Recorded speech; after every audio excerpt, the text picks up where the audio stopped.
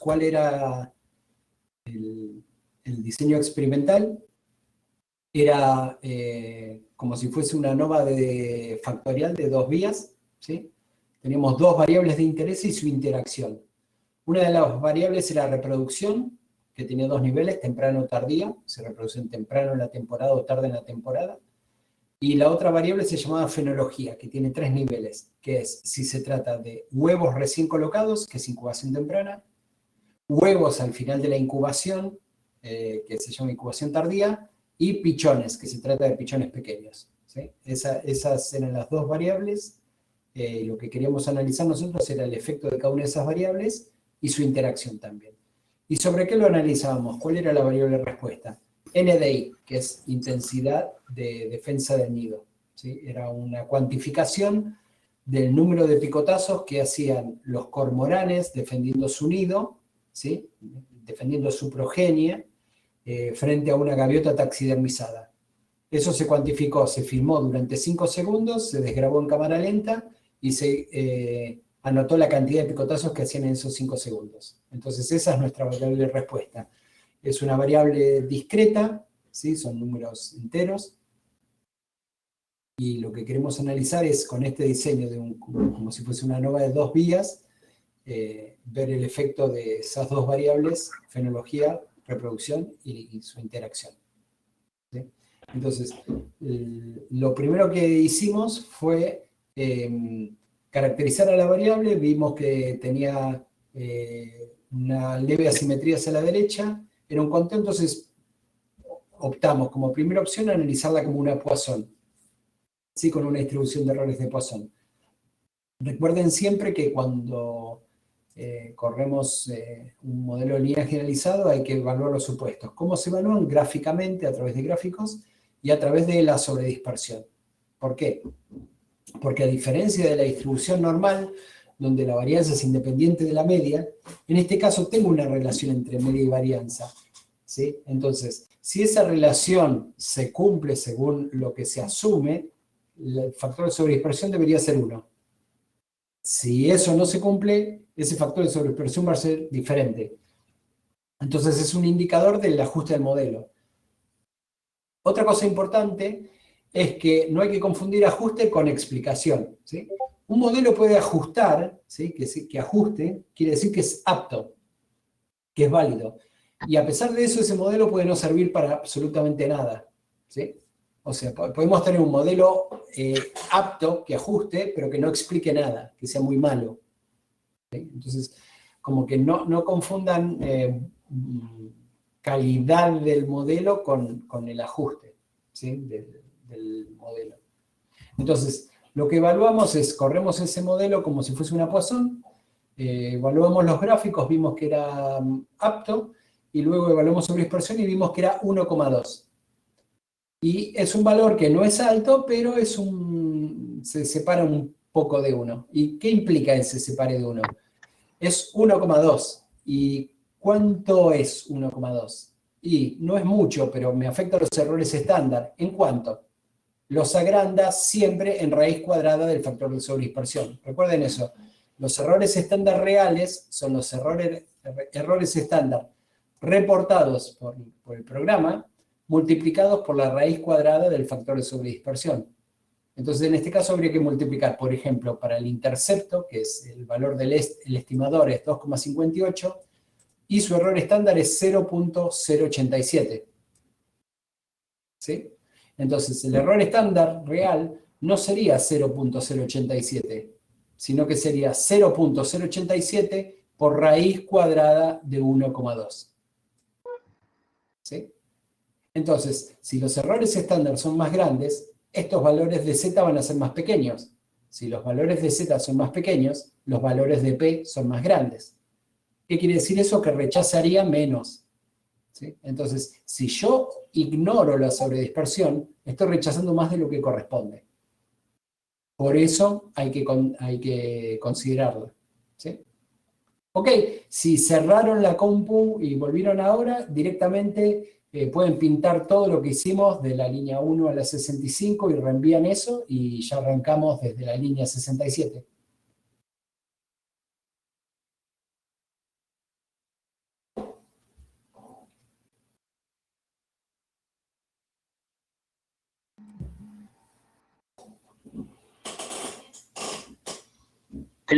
la 1 a cuál, profe?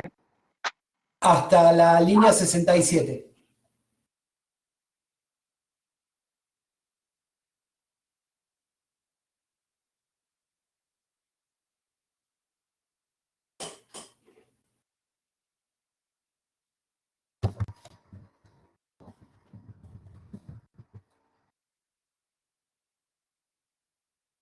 ¿Sí? Todos tienen ya la línea ubicada y los modelos corridos hasta esa parte.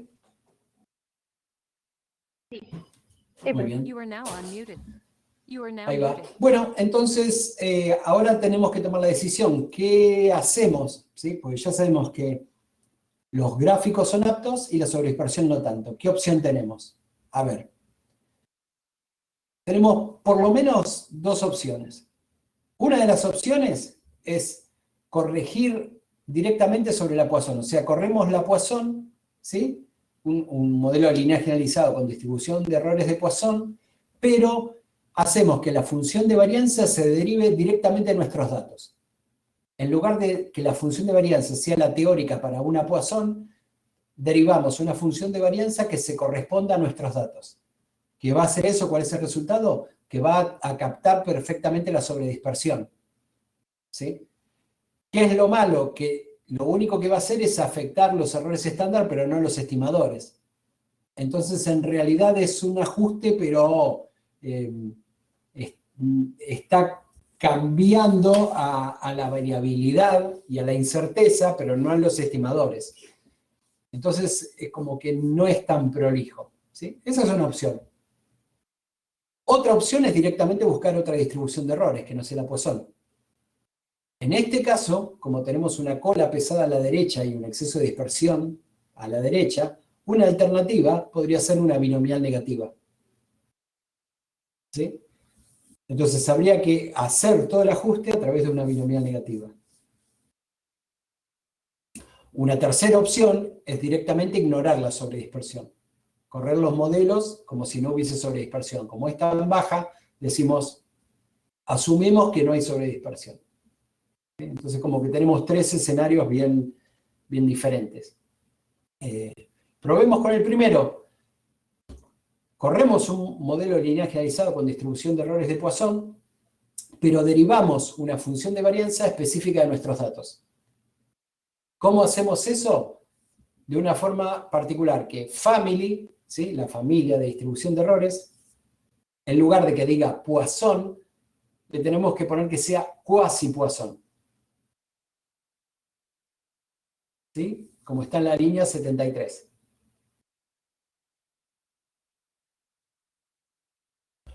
Solo con eso ya estamos haciendo un modelo lineal generalizado de Poisson, pero la función de varianza la estamos derivando de nuestros datos, no de la teórica que se corresponde con una Poisson. ¿Sí? Un punto importante, lean lo que está entre la línea 63 y 65.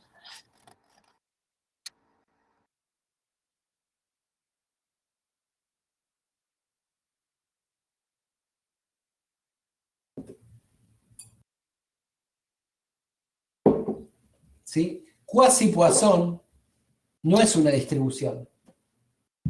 Quasi-Poisson es la función que tenemos acá para poder realizar una Poisson con una función de varianza derivada de los datos.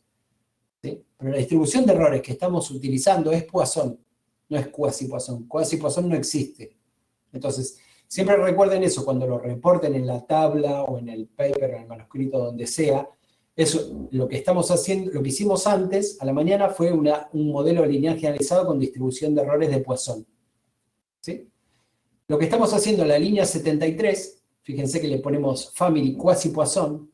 En este caso, lo que estamos haciendo es un modelo lineal generalizado con distribución de errores de Poisson, pero estamos derivando una función de varianza a partir de nuestros datos. ¿Cómo se hace eso? Poniéndole family quasi-Poisson. ¿Sí? Pero recuerden siempre, quasi-Poisson no es una familia, no es una distribución de errores. Lo que estamos haciendo es una Poisson. Creo que no lo mandó, pero bueno, yo ya lo puse. Pero creo que lo que estamos haciendo es como una salvedad, porque como los cosas nos salía de 1,2 y nos tiene que dar 1, como que, y digamos, uno está desviado, 1,2 es desviado de esto, como que para tratar de salvarlo hacemos este pedacito. Exactamente, Camila. Es eso. ¿Sí? Entonces seguimos. Fíjense, entonces, corremos el modelo como está en la línea 73. ¿Sí? Fíjense que es fenología más reproducción más fenología por reproducción. Todo eso lo podemos escribir todo junto directamente con el asterisco. Estamos incorporando tanto los efectos simples como la interacción, los efectos principales como la interacción. Y family quasi-Poisson. Corremos el modelo, corre, y ahí obtenemos el resultado. ¿Sí? Fíjense, tómense 2 minutitos y comparen este modelo con el que habíamos obtenido antes, que es el que está en la línea 76. El que está corrido el GLM0, ¿sí? Como si fuese una distribución de errores de Poisson natural. Tómense 2 minutitos y comparen esas dos salidas. Fíjense qué encuentran de similitud y qué encuentran de diferente.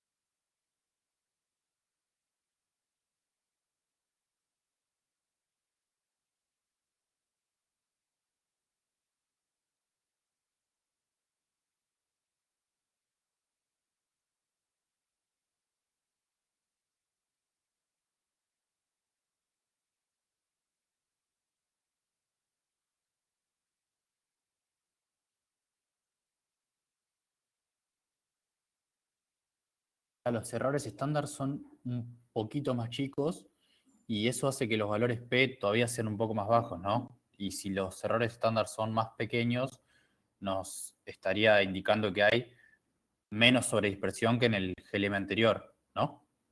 Claro, en realidad no hay sobredispersión. Bueno, Ese es el quise tema. decir, no hay eso, quise decir eso, es menor todavía. No sé si, como no hicimos la cuenta para saber cuánta sobredispersión hay o no hay, lo que sí puedo decir es que el término de sobredispersión va a ser menor que con el otro GLM. O sea, ahora viendo Exactamente, esto. claro. Hagan la cuenta fácil. Fíjense qué hay de igual y qué hay de diferente.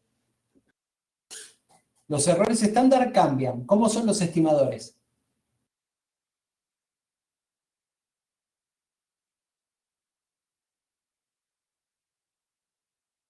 Fíjense que son iguales.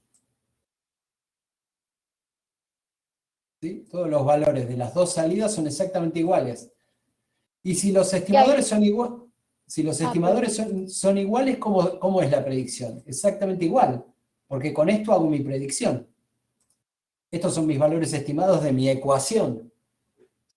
Entonces, si la ecuación es igual, si el predictor lineal es igual, la predicción va a ser la misma.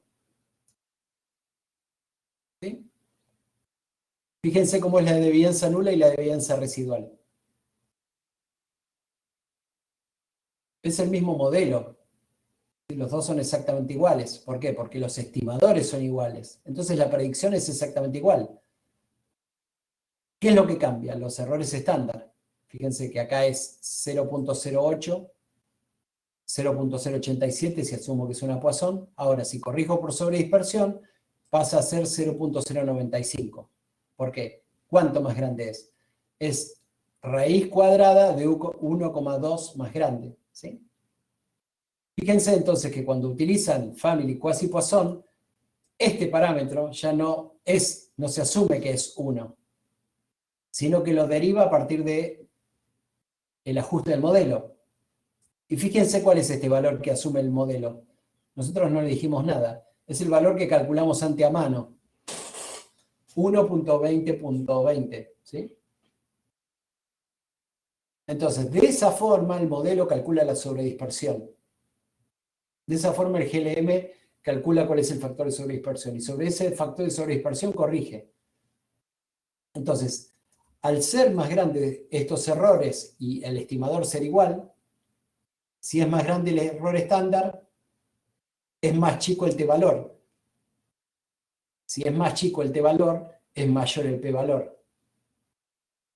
En este caso, fíjense que cuando trabajo con sobredispersión, paso de tener un score, un valor de estadístico de z, a usar un valor de t.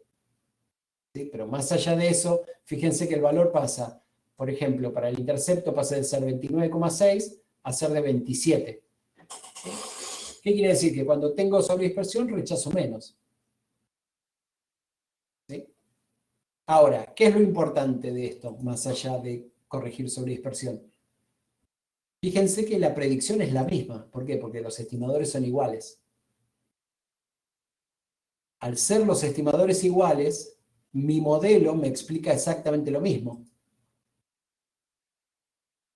Imagínense que yo, en lugar de tener este modelo que tengo sobre dispersión, tuviese una sobredispersión de 16.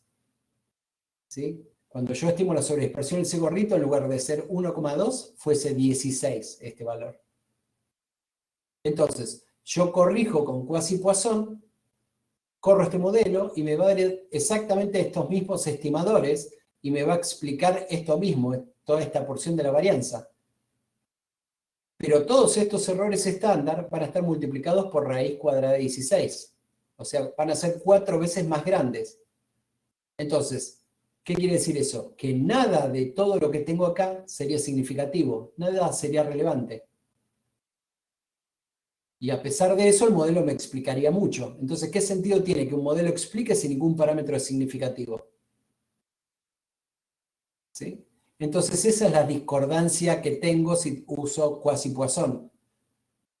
No me cambia el ajuste en los modelos. O sea, solo me modifica su error estándar, pero no los estimadores, no los parámetros estimadores, no los betas. ¿Sí? Entonces, esto puede ser una forma de salvar el análisis cuando la sobredispersión es pequeña. Pero si la sobredispersión es grande, me puede dar algo ilógico, como tener una estimación que me explique mucho de la variación, cuando en realidad ningún parámetro, ninguna variable que ponga a prueba pueda ser relevante.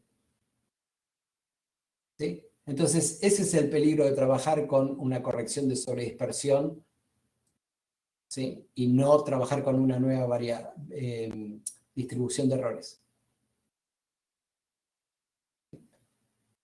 Sigamos adelante con el análisis, a ver cómo sería. Corremos como está en la línea 73, es este resultado, perfecto.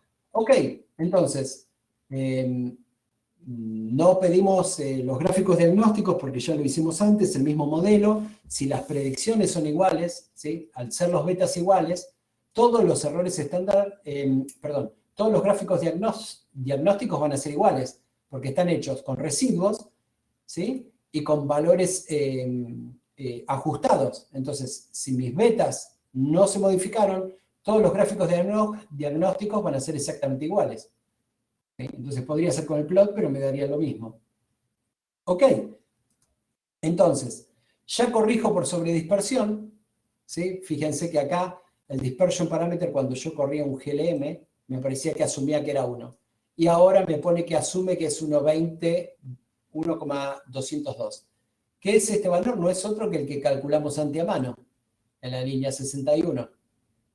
Entonces esa es la sobredispersión. Ya la está considerando, podemos seguir adelante con el análisis. ¿Ok? Corro este modelo y tengo este modelo con la interacción. ¿Qué es lo que podría evaluar? Ahora tengo que simplificar el modelo. Recién ahora empiezo a mirar p-valores. ¿Qué puedo analizar? Siempre es en orden decreciente de complejidad y de p-valor. ¿Sí? Acá que tengo dos variables y una interacción. Entonces la interacción relaciona esas dos variables. Entonces lo primero que tengo que mirar sí o sí es la interacción. Si no puedo eliminar la interacción, ahí se terminó el análisis. Y ahí tengo que empezar a hacer contrastes o efectos simples. ¿Sí? Si puedo eliminar la interacción, elimino la interacción, reporto cuál es su significancia, ¿sí? Y sigo adelante evaluando las variables a ver si son relevantes o no. Y así voy evaluando hasta que todo lo que incluye en mi modelo es significativo. Y ese es mi modelo final. ¿Por qué? Porque para hacer una predicción no tiene sentido que yo incluya parámetros que no son relevantes, como en este caso, por ejemplo. ¿Sí? Son todos parámetros que tienen p-valores totalmente intrascendentes, y entonces no tiene sentido que yo haga una predicción con eso. Solo tengo que hacer una predicción con por lo menos variables, ¿sí?, que tengan algún atisbo de importancia, de significancia. Entonces, por eso es que yo tengo que simplificar el modelo. ¿Cómo lo simplifico? Sigo un protocolo. ¿Cuál es ese protocolo? Es parecido a cuando analizábamos cualquier estadística histórica, ¿sí? O sea, siempre tengo que mirar desde lo más complejo a lo más simple. En este caso tengo una interacción, ¿sí? Entonces, lo primero miro la interacción y recién después puedo mirar las variables si la interacción es no significativa.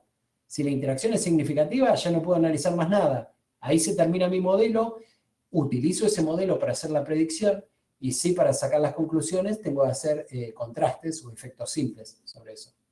¿Sí? Entonces, ¿cómo evalúo la interacción? Vimos que por el cambio de devianza lo que puedo hacer es directamente comparar este modelo con un modelo exactamente igual, pero en que lo único que cambia es que no tiene la interacción. ¿Sí? Entonces eso, ¿cómo lo hacemos? Lo hacemos como está en la línea 79. Fíjense que en lugar de poner el modelo que está en la línea 73, copié y pegué ese modelo y es exactamente igual, nada más que es fenología más reproducción. ¿Sí? Entonces, ¿cuál es la única diferencia entre esos dos modelos? Que el que está en la línea 79 tengo dos variables, que son fenología y reproducción, y el que está en la línea 73 tengo fenología asterisco reproducción. Y recuerden que asterisco me implica no solo las variables principales, sino también sus interacciones. Entonces, lo que está en la línea 73 sería fenología más reproducción, más fenología, dos puntos reproducción. Todo eso lo puedo hacer más resumido poniendo fenología asterisco reproducción. ¿Sí? Entonces, al comparar un modelo con el otro, ¿con qué lo comparo? Con la función ANOVA. Entonces, me va a decir en qué difieren esos modelos y en qué cambio de devianza se da por la comparación de esos dos modelos. Al ver el cambio de devianza entre esos dos modelos, puedo evaluar si fenología, dos puntos reproducción, es relevante o no. Si rechazo la hipótesis nula, quiere decir que es importante. Si no rechazo, quiere decir que no es importante y la podría eliminar. Entonces corremos la línea 79, les pido el resumen. Fíjense que ahora en el resumen no tengo los dos términos de interacción. ¿Sí? Porque era fenología y reproducción la interacción. ¿Y cuántos grados de libertad me insumía? Siempre recuerden, les insume n-1 grados de libertad según tenga cada variable. Fenología, ¿cuántos niveles tiene? 3. Reproducción, ¿cuántos niveles tiene? 2. 3 menos 1 por 2 menos 1. 3 menos 1 es 2. 2 menos 1 es 1. 2 por 1 es 2. Entonces, estos son los 2 grados de libertad que me insume la interacción. Y estos son los dos parámetros que estimaba. ¿Sí? Al sacar la interacción, fíjense que esto desaparece en este modelo. Entonces me queda intercepto, fenología, el nivel 2, el nivel 3 y reproducción. Como es un solo nivel, me aparece un solo parámetro. Imagínense que yo tuviese una sola variable que fuese, por ejemplo, estación del año. ¿Sí? En mi GLM solo tendría como variable explicativa, supónganse, estación del año. Entonces, ¿cuántos niveles tiene estación del año? Otoño, primavera y verano. ¿Sí? Tengo invierno, ¿sí? Tengo 4 niveles, ¿sí? Entonces me aparecería uno que tome como intercepto, que yo tengo que decir cuál es, y cada uno de los otros parámetros serían las otras estaciones, ¿sí? Entonces, si yo en lugar de tener este modelo, tuviese un modelo que fuese estación del año, me insumiría esta misma cantidad de parámetros, 4. ¿Por qué? Pues son 4 niveles. Uno es el que toma por defecto como intercepto. Si no le hago ninguna aclaración, va a ser invierno, ¿sí? Y después, por orden alfabético, me pone el resto de los niveles. ¿Sí? Pero me insumirían los mismos. Si tuviese un estudio hecho a lo largo de los años y tuviese 4 años de datos, me aparecerían estos mismos niveles. Si tuviese un estudio con solo 3 años de datos, me aparecerían estos 3 parámetros. ¿Sí? Entonces, cada uno de esos parámetros ustedes tienen que entender de dónde vienen. ¿Por qué tengo estos parámetros? Tengo 2 de interacción por los grados de libertad que me insumen. Es una interacción entre una variable categórica con 3 niveles con una de 2 niveles. Entonces hago n-1 de cada nivel, lo multiplico, 3 menos 1 por 2 menos 1. Me queda 2 por 1, 2. Estos son los 2 grados de libertad. Luego, reproducción, ¿cuántos niveles tiene? 2. Por eso me aparece solo un parámetro. n-1, 2, 1. Fenología, ¿cuántos niveles tiene? Tiene 3 niveles. n-1, 3 menos 1, 2. Por eso tengo estos 2 niveles. Y me queda el intercepto. ¿Sí? Entonces, piensen eso siempre. Si yo tengo un modelo nulo sin ninguna variable, ya voy a tener un parámetro estimado. ¿Y cuál va a ser ese parámetro? La media poblacional. Sí, pero esto es como de estadística clásica. Es exactamente igual, nada más que aplicado a un GLM. ¿Ok? Corro el modelo sin la interacción en la línea 79. Línea 80 le pido el resumen. Y la línea 81 evalúo. Fíjense que ahí me aparece el resultado. Me dice, está comparando un modelo 1 con el 2. El modelo 1 que tiene fenología más reproducción. ¿Sí?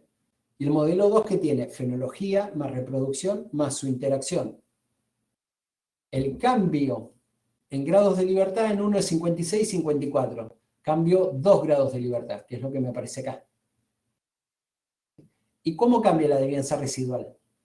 En el modelo más completo es 65.6. En el modelo que le saco la interacción, que me aumenta los grados de libertad, fíjense que sube a 65,9. O sea, ¿cuánto pierdo de explicación? Pierdo 0,3. Obviamente, cuanto más simple es mi modelo, explica menos. ¿Sí? Pero esa pérdida de explicación, esto lo comparo contra una distribución de chi cuadrado, ¿sí? Y un cambio de un 0,3 con 2 grados de libertad, ¿sí? O una f de Fisher alterna de un valor de 0,13 con 2 grados de libertad entre y 54 dentro, me implican un p-valor de 0,875. ¿Qué quiere decir eso? Que la interacción es no significativa. ¿Qué representa eso? Que la interacción no es relevante. Los efectos de fenología son los mismos para cada nivel de reproducción. O, de la otra forma, los efectos de reproducción son los mismos para cada nivel de fenología. ¿Sí? Eso es como de estadística clásica, eso no cambia, pero de esta forma lo podemos evaluar. ¿Sí? Y fíjense que acá usé un test de F, yo le aclaro en la línea 81, test F de Fisher, ¿por qué? Porque tengo sobredispersión. Entonces, como tengo sobredispersión, que es 1,2, lo analizo como quasi-Poisson, ¿sí? Que es una Poisson corrigiendo la función de varianza por la sobredispersión. Entonces, ¿cómo lo reportaría esto? Haría una tabla donde pondría fenología y reproducción, esos 3 términos, o directamente en el texto pondría, la interacción fue no significativa, con una F de Fisher de 2 grados de libertad y 54 grados de libertad dentro. ¿Sí? F 2,54, y acá lo podemos agregar.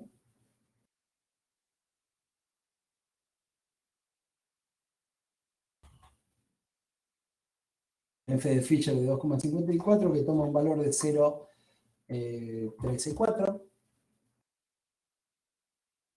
Y un p-valor de 0,875. ¿Sí? Esto sería lo que tendría que reportar, ¿sí? Para la interacción. Entonces digo, con un valor de f de Fisher de 2 grados de libertad 54 entre y 54 grados de libertad dentro, con un valor de f estadístico de f 0,13, el p-valor es 0,875. Entonces estoy diciendo, la interacción no es relevante. ¿Sí?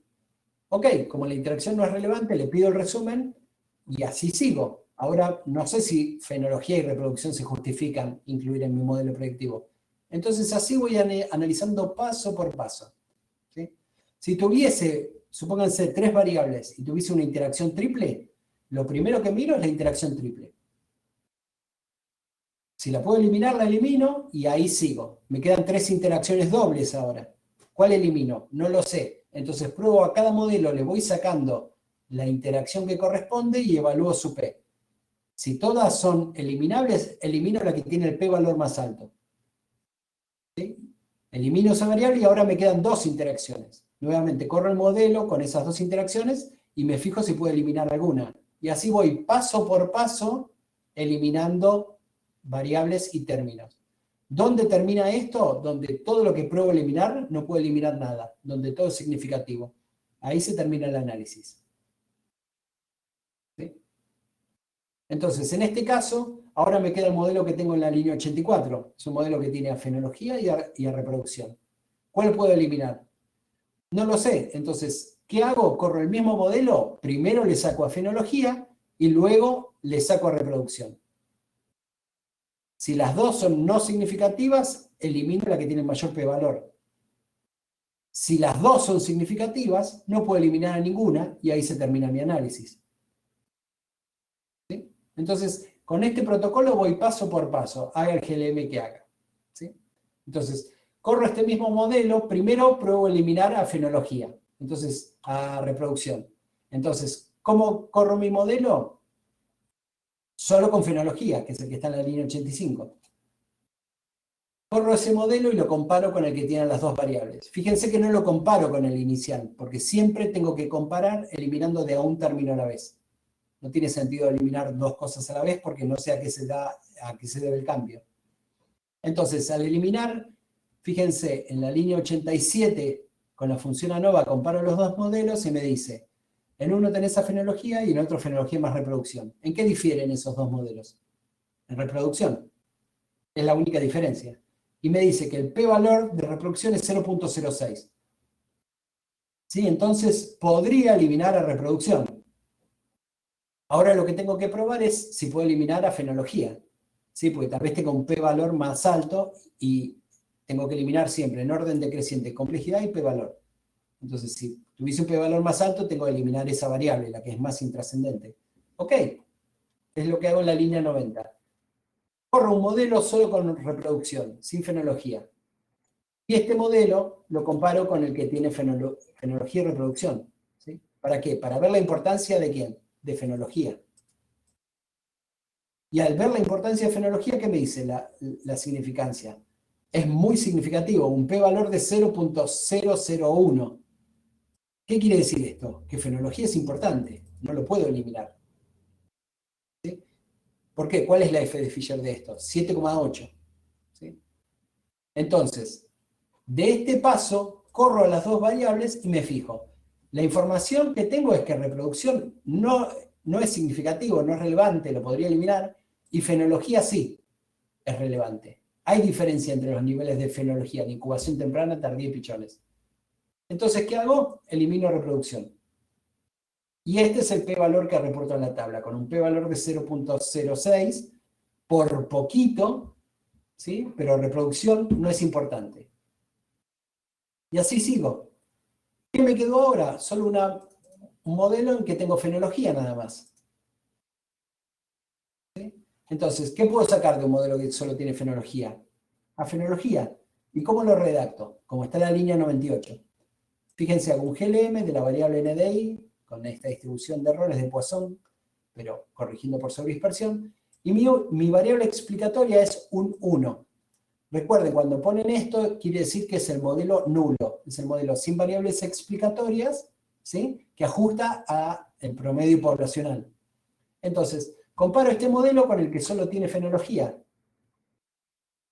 Y al hacer eso, me va a dar cuál es la importancia de fenología. Y me dice, nuevamente, coincide con el anterior, fenología tiene un p-valor de 0.001, una F de Fisher de 7,3, con 2 grados de libertad entre 57 dentro, ¿sí? Y esto es lo que tendría que reportar también en la tabla. ¿Sí? Entonces, ¿cuáles serían mis conclusiones? Tendría que hacer una tabla con 3 valores. ¿Sí? El valor para la interacción entre fenología y reproducción, y después la significancia para fenología y para reproducción. ¿Cuáles son las conclusiones? La interacción es no significativa, ¿sí? Los efectos de cada una de las variables no difieren en función del nivel del otro. Reproducción no es relevante por muy poco, ¿sí? Pero es no significativa, no hay diferencia entre los que reproducen temprano y tarde en el nivel de agresión, pero sí es importante fenología. Sé que hay diferencia entre los niveles. Lo que me falta saber es entre cuáles son los niveles, ¿sí? Porque acá tengo el modelo que solo tiene fenología y tengo un buen indicio, ¿sí? Tengo un intercepto, después me dice fenología 2 incutar, fenología 3 pichones. ¿Qué es el intercepto? Fenología 1 incubación temprana. Entonces, lo que me dicen estos dos niveles es, mira, incubación tardía aparenta ser un poco mayor a incubación temprana, pero es no significativo. No llega a ser diferente. En cambio, pichones sí es mayor al nivel de base y es significativamente diferente. Lo que no sabría es si hay diferencias entre incubación tardía y pichones. Entonces, ¿qué tengo que hacer acá? Contrastes, ¿sí? Para terminar de concluir. Pero estas serían las conclusiones biológicas que tengo de mi modelo. ¿Sí? ¿Se entiende? Primero, me fijo que el modelo sea válido, que el modelo ajuste. Eso no quiere decir que explique, tal vez sea muy malo explicando, pero quiere decir que no viola los supuestos. ¿Sí? Entonces, una vez que el modelo es válido, ahí lo empiezo a analizar desde el punto de vista del p-valor. ¿Cómo lo analizo? Siempre en orden decreciente de complejidad y de p-valor. En este caso, lo más complejo que tengo es una interacción. Primero analizo la interacción si se justifica o no. Si no se justifica, la elimino y prosigo. Ok, ahora todo tiene la misma complejidad, las dos variables. ¿Cuál veo de eliminar? La que tiene el mayor p-valor. ¿Sí? Si las dos fuesen significativas, no puedo eliminar ninguna. ¿Sí? Acá veo que reproducción no es significativa, tiene un p de 0.06, entonces la elimino.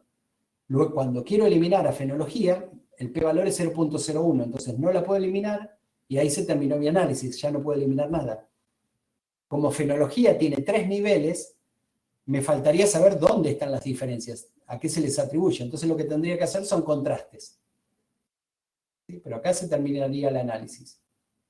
Fíjense algo interesante, en la línea 105. Esto no es derivado del GLM, sino es derivado de los datos, sin ajustar ningún modelo matemático. Tito, La línea perdón que te corte. Sí, dale. ¿Soy el único que tiene distinto, o sea, a partir de esto, el script en el número de líneas? ¿O porque me falta lo que dice GLM 2.5 en la línea tuya, creo que es la 90? Yo lo tengo distinto a eso. No sé si soy el único, o sea, directamente no tengo el GLM 2.5, toda esa parte de ahí. ¿O lo tienen todos? O sea, Yo lo tengo. me faltaría el GLM en el cual sacás reproducción, que está sacando reproducción solamente. Me faltaría ese a mí. No sé si soy yo solo o... Me fijé en el original y el original también es así. No, yo no lo tengo. Yo sí lo tengo. Es porque probablemente bajaron los archivos antes de iniciar el curso y eso estaba modificado, como que lo modifiqué antes de empezar ayer, anteayer. Entonces capaz que agarraron una versión previa que no era la que estaba modificada, o agarraron otra carpeta. Calculo que agarraron una versión previa. Por eso algunos lo tienen y otros no. Puede ser. Ahí va. Ahora listo. Ahí me fijo. Era eso Ahí va. solo. Muy bien. Fíjense que la versión que está subida tiene que ser esta.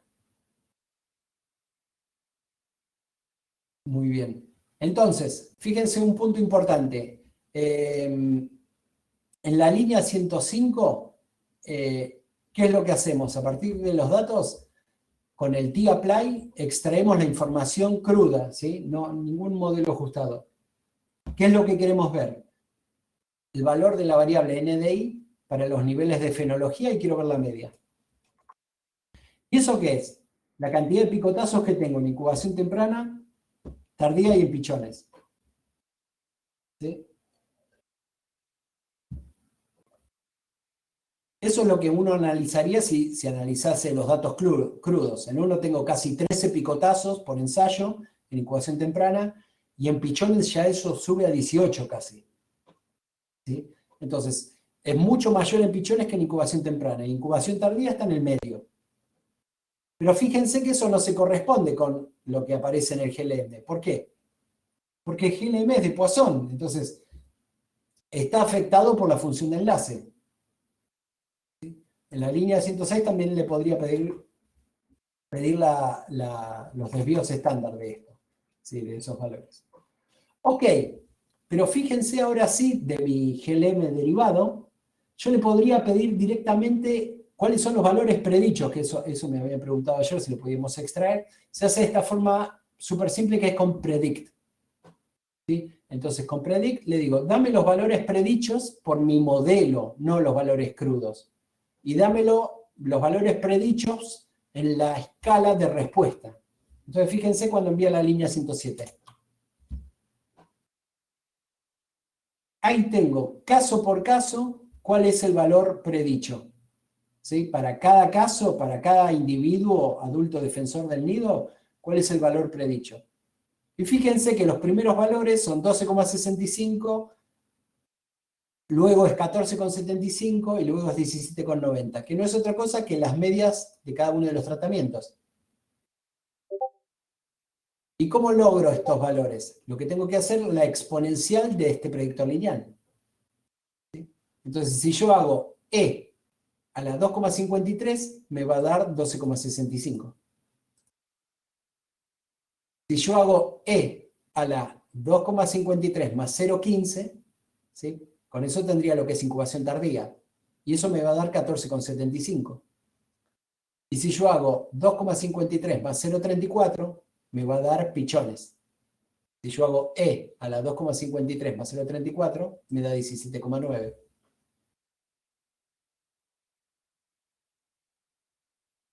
¿Sí? ¿Cómo podemos ver eso? Como está en la línea 108. Directamente le pido los valores predichos, pero no en la escala de respuesta. La escala de respuesta es la escala de medición, lo mensurable. Se lo pido en la escala de función de enlace, link. Y fíjense que esos valores son los mismos de la salida. Los primeros valores corresponden a fenología 1, incubación temprana. El valor de 2,69 responde a incubación tardía, que no es otra cosa que hacer 2,53 más 0,15. Y el tercer valor es 2,53 más 0,34, que termina dando 2,88. Disculpa, ¿me podrías repetir la diferencia entre response y link? Response está en la escala en que vos medís la variable respuesta. Es picotazos. Y link está en escala del predictor lineal, no está linealizado. Está en la misma escala que se evalúa la significancia. Está en la escala en que aparece en el modelo. ¿Sí? Esa es la diferencia. Link es enlace, es la función de enlace. ¿Sí? Está en la escala del GLM. Response está en escala de respuesta, de medición de la variable. Entonces, cuando pones response, está en términos de picotazo. Si vos estás haciendo referencia a la predicción, estás diciendo, para el primer nivel, incubación temprana 1, en promedio tiran 12,7 picotazos por ensayo. Para incubación tardía, tiran 14,8 picotazos en promedio. Y para pichones, tiran 17,9 picotazos. ¿Sí? Ahora, cuando haces referencia al modelo en sí, para eso tenés los valores predichos en la escala de enlace, que es lo que está en la línea 108, que no son otros que los que aparecen en la salida. Esa es la diferencia. Gracias. Ahí va. ¿Sí? Entonces, lo único que nos faltaría ahora es hacer los contrastes y decir cuánto es la variabilidad explicada. ¿Cómo hacemos los contrastes? Hay muchos paquetes, hay muchas opciones para hacer los contrastes. Una de las más simples, y es una de las que vamos a ver acá, es a través del paquete multcomp. ¿Sí? Ese paquete multcomp lo cargamos ayer, ¿sí? Si no lo pueden cargar directamente desde instalar desde afuera, y ahora lo vamos a invocar. Enviamos la línea 110, carga del paquete multcomp, Fíjense que requiere de otros paquetes, por eso cargamos esos otros paquetes ayer, eran necesarios para hoy. Entonces, cargamos esta library mulcom, que es básicamente para hacer comparaciones múltiples. Tenemos mucha plasticidad de contrastes para hacer ahí. Nosotros vamos a hacer ahora un contraste muy simple, que son contrastes de Taki, ¿sí? De Tukey, y porque son poquitos niveles y es como solamente con fines ilustrativos, así que vamos a utilizar esos.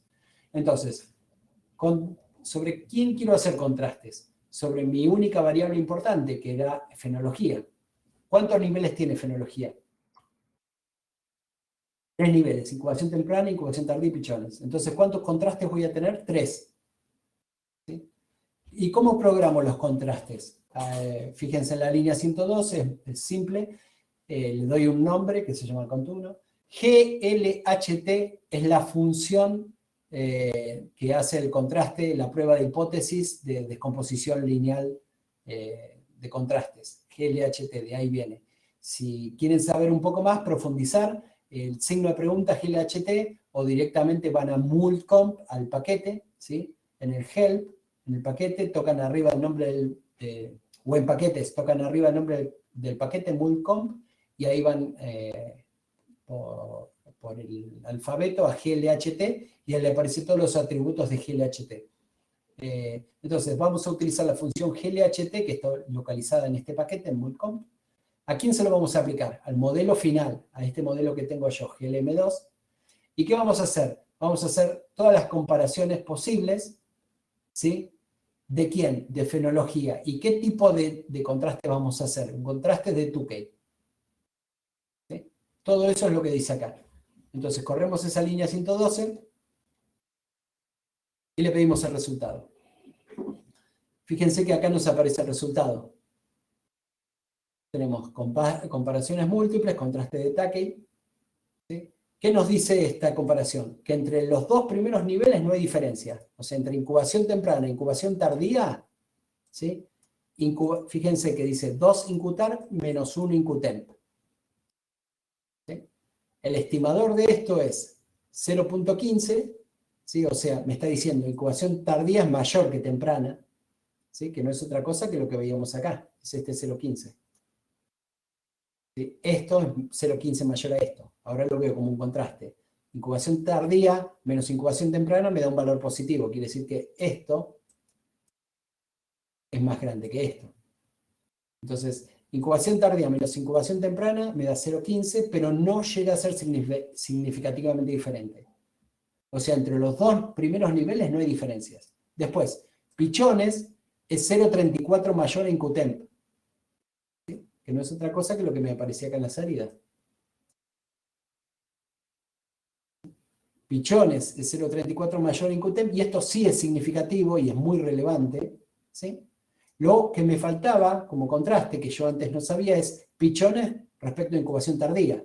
Esta diferencia, pichones es mayor a incubación tardía, 0.19 mayor, pero no llega a ser significativo. ¿Sí? Entonces, ¿cuáles son las conclusiones biológicas de este estudio? La interacción no es significativa, ¿sí? El efecto de fenología no difiere según el nivel de reproducción. Reproducción no es importante, por poco, pero no lo es, ¿sí? Y fenología sí es importante. Pero lo único que hay diferencia de fenología es el tercer nivel respecto al primero. Después, el nivel del medio, que es incubación tardía, el 2, no difiere respecto a ninguno de los otros dos niveles. ¿Sí? Lo único que es diferente es que pichones es mayor a incubación temprana. Es la única diferencia. Entonces, ahora lo único que me faltaría es decir cuánto explica este modelo. ¿Y cuánto explica este modelo? Lo puedo calcular con un análogo al R cuadrado, que es, fíjense, la salida de mi modelo, que es el que está en la línea 103. Fíjense que yo acá tengo devianza nula y devianza residual. ¿Sí? Devianza nula es el total de variación. Y devianza residual es lo que queda sin explicar. Entonces, si yo hago esto menos esto, me dice cuánto estoy explicando en devianza. Y si lo divido por la devianza total, es un análogo al R cuadrado. Entonces, una forma de estimar el R cuadrado en modelos lineales generalizados, un indicador de eso es hacer devianza nula menos residual dividido devianza nula. ¿Sí? Devianza nula menos residual dividido devianza nula. Si eso lo multiplico por 100, me da el porcentaje de variabilidad explicada. Y eso es lo que está en la línea 115. ¿Sí? Fíjense que hago 88.5 menos 70 dividido 88.5. Eso es un análogo al R cuadrado para GLMs. ¿Sí? Si lo multiplico por 100, es el porcentaje de variabilidad explicada. Entonces envío eso y fíjense, me da el 20,8%. Entonces este modelo explica el 20,8% de la variación. ¿Sí? Alternativamente, otra forma de hacerlo es como está en la línea 120, que es en lugar de copiar y pegar los números, directamente extraigo esos atributos del modelo ajustado. Hago uno menos de este modelo, que se llama GLM2, extraigo la devianza, y ese valor lo divido por la devianza nula de ese mismo modelo. Lo multiplico por 100 y me da eso. La diferencia esa es por redondeo, ¿no? Pero es 20,8%.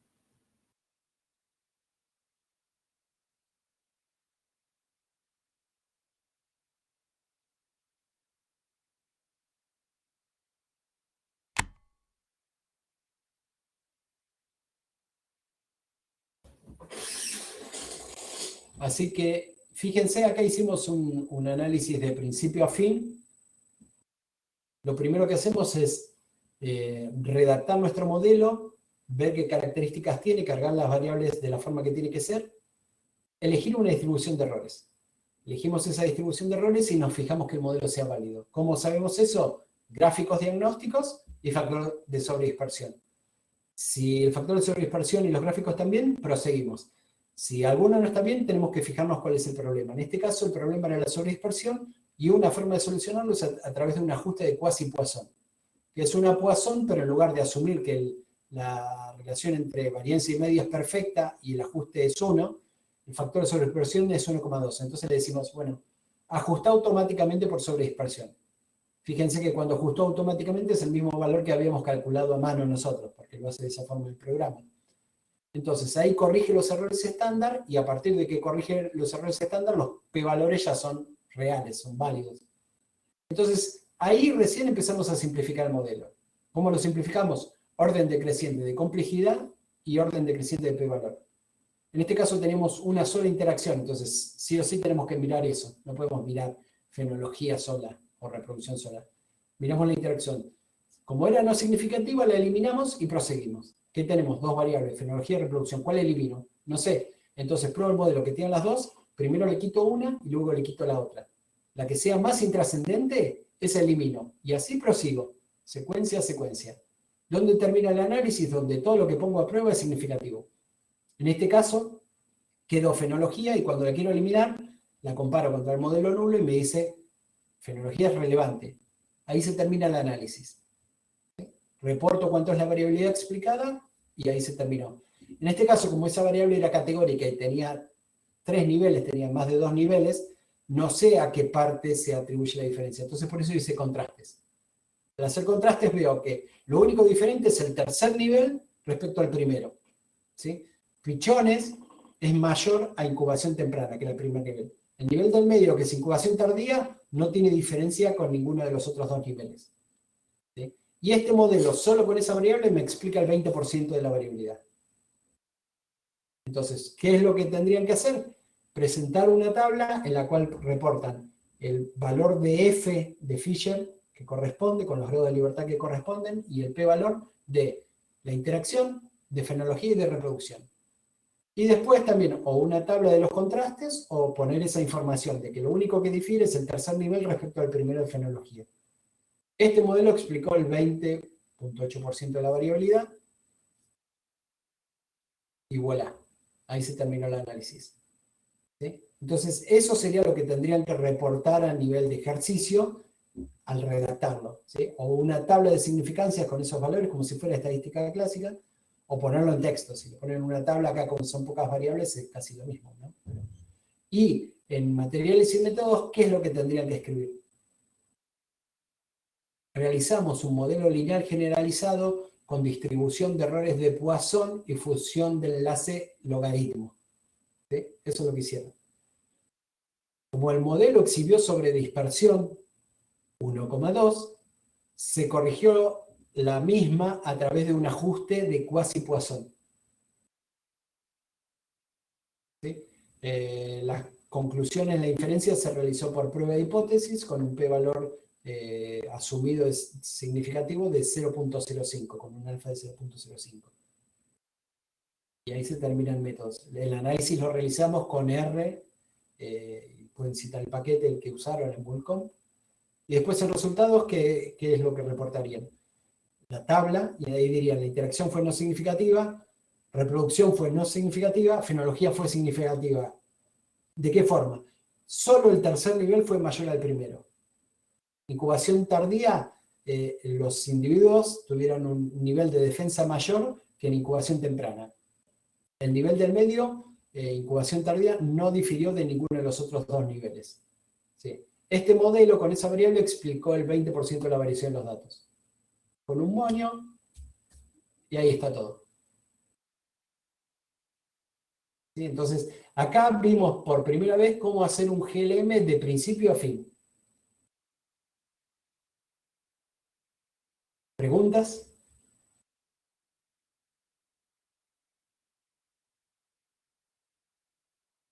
Miren, no es difícil, o sea, hay que tener en cuenta ciertos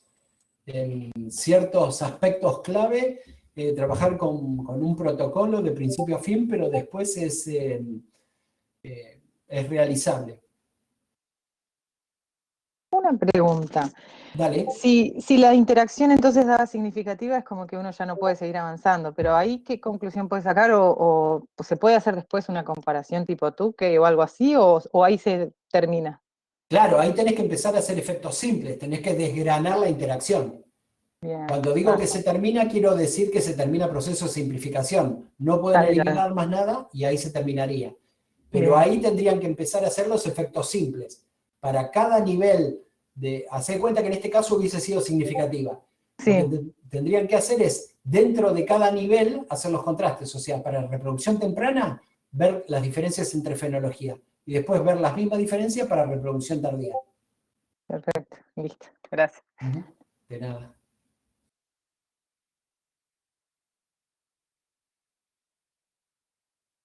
¿Sí? ¿Vieron? No es tan complicado. Hay que tener en cuenta esos protocolos. Como que eso, anótenselo bien, que es un poco lo que está en la diapo de la teórica. ¿Cuáles son los pasos? Lo primero es redactar el modelo y que se corresponda y ver cómo se comporta la variable respuesta.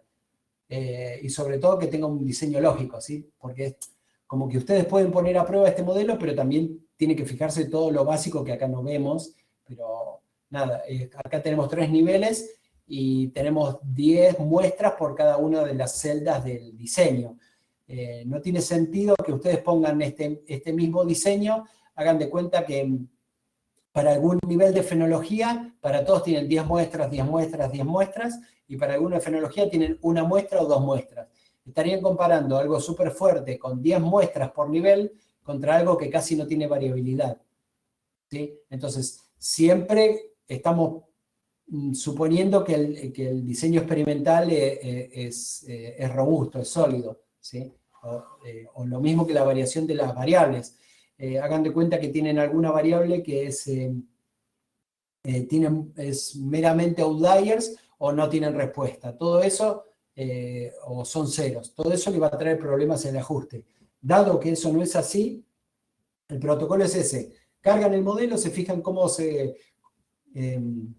comporta la variable respuesta. En función de eso, definen cuál es la distribución de errores que posiblemente les resulte adecuada. Una vez que hacen eso, ajustan el modelo más complejo que tienen, que es el global. Entonces, una vez que ajusten ese modelo, se fijan que sea válido. ¿Cómo se fijan? A través de los gráficos y a través de la sobredispersión. Hasta que no sea válido no pueden mirar p-valores. Dado que es válido, ahí continúan. ¿Cómo siguen?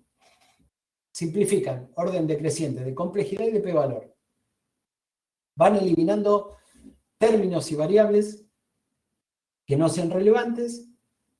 ¿Dónde termina eso? Donde todo lo que quieren eliminar es significativo, donde nada es irrelevante.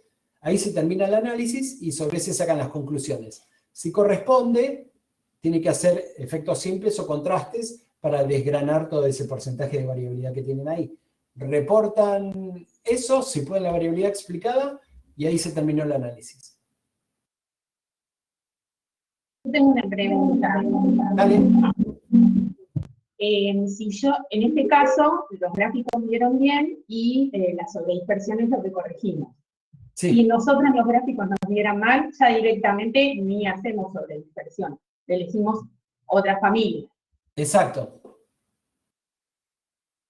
Exacto. O se fijan dónde está el problema. Tal vez haya alguna variable predictora que esté generando problemas. Hagan de cuenta que tienen alguna variable que sea multimodal.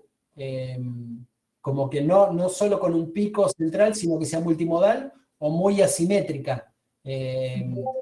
Imagínense que ustedes toman, no sé, distancia al vecino. ¿Sí? Como que una de sus variables explicatorias es distancia al vecino. Y tienen imagínense que trabajan con humanos, con familias, y tienen todas distancias que representan un ambiente urbano. Y de golpe tienen un ambiente que es rural, entonces esa distancia, en lugar de ser 10 metros, 15 metros, 20 metros, pasa a ser 20.000 metros. ¿Sí? Entonces, obviamente esos puntos del ambiente rural le van a generar una falta de ajuste que va a hacer que el modelo tenga unos gráficos muy malos, ¿sí? Pero en realidad es un error de carga de la información. Tal vez esa variable ustedes la podrían cargar como categórica, como dos grandes grupos, urbano o rural, y listo. Sería un factor de 2 niveles. Si ustedes lo cargasen eso como numérico, les traería problemas si lo cargan como lineal. Entonces tendrían que ver o cargarlo tal vez como un factor con 2 niveles o directamente con una transformación, con un logaritmo, algo que les simetrice toda esa diferencia de magnitud que tienen con las variables. Entonces, todo eso es previo a armar el GLM. Es una exploración de las variables como lo de multicolinealidad. O sea, lo pueden terminar viendo en el GLM una vez que lo ajustan, pero mucho de eso lo podrían solucionar y eliminar antes, siquiera de plantear el GLM. Gracias. Ahí va. ¿Vieron? Es relativamente simple y es muy interpretable, sobre todo esto lo de la escala de respuesta de enlace, cómo se aplica la transformación, cómo se calcula la sobredispersión. Lo fuimos haciendo todo a mano. Eso no hay que hacerlo cada vez que hagamos un GLM, lo hace el programa automáticamente, pero acá lo vimos como para entender de dónde viene. ¿Sí? Entonces, siempre lo que tienen es una devianza nula y una devianza residual. ¿Sí? El nulo es, fíjense que cuando corrimos el modelo nulo, ese resumen, donde estaba en la línea 99. Fíjense, corran la línea 99 y miren el resultado, devianza nula y devianza residual. ¿Ven que es la misma? ¿Por qué? Porque no hay ninguna variable explicatoria. ¿Sí? Entonces, eso es el modelo nulo. Cada vez que yo le incorpore un parámetro o una variable aquí, esta devianza residual va a disminuir. Cuanto más importantes sean mis variables, esto va a disminuir cada vez más. Hasta directamente de yo ponerle una variable que me explique toda la variación, esta devianza residual va a tender a ser 0. ¿Sí? Eso no pasa nunca, pero bueno, digamos como un ejemplo hipotético. ¿Y esto en qué escala me aparece? En la escala de la función de enlace, en la escala de link. Si yo quiero esto en escala de respuesta, ¿qué tengo que hacer? Aplicar la función complementaria. ¿Cuál es? La exponencial, para este caso que es una Poisson. Entonces, si yo hago E a la 2,71, me va a dar el promedio de picotazos de mi población de cormonanes. ¿Sí? Pero este sería el protocolo de principio a fin de cómo analizar esto.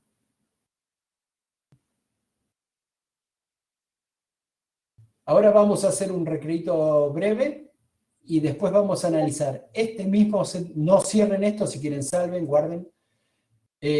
Vamos a analizar este mismo set de datos, ¿sí? Este mismo análisis, pero ¿cómo sería si ignoramos la sobredispersión, si decimos, bueno, no pasa nada, es 1,2, ignorémosla, ¿sí? ¿Cómo se analizaría con una Poisson, ignorando sobredispersión, y cómo sería trabajando con una binomial negativa? ¿Sí? ¿Qué pasaría si yo directamente cambio de distribución de errores? Así que bueno, hagamos